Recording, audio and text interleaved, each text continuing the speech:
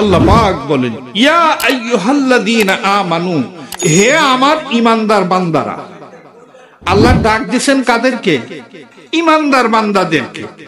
ডাক দিয়ে বলেন, উদখুলু ফিস সিলমি কাফা, তোমরা পরিপূর্ণ রূপে ইসলামের মধ্যে দাখিল হও। কার মধ্যে ঢুকো? ইসলামের মধ্যে পরিপূর্ণ ঢুকতে হবে, না হলে আপনি ইসলামের প্রশান্তি পাবেন না, ইসলামের মর্ম আপনি পাবেন না, নামাজের শান্তি আপনি পাবেন না। যেমন নাকি দেখেন, মশার থেকে বাঁচার জন্য মশারি টানায়।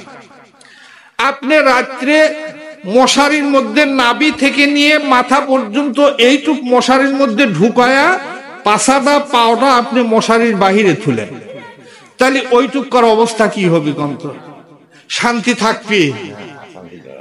আপনার নিরাপত্তা, আপনার বাসার কোনো উপায় থাকবে? মশারি টানায় কোনো লাভ আছে? এইটুক ঢুকে কোনো লাভ হলো?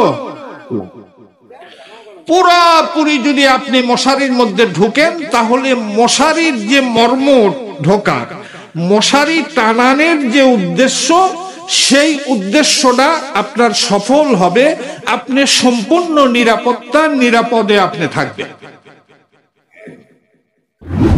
মুসলমান ভাইয়েরা আমার, আল্লাহ পাক বলেন, উদখুলু ফিস সিলমি কাফা, ইসলামের মধ্যে পরিপূর্ণ রূপে তোমরা প্রবেশ করো। ইসলামের মধ্যে পরিপূর্ণ প্রবেশ করো। কাকে প্রবেশ করতে বলল? ঈমানদারকে। ইয়া আইয়ুহাল্লাযীনা আমানু, হে ঈমানদাররা, তোমরা ইসলামে প্রবেশ করো।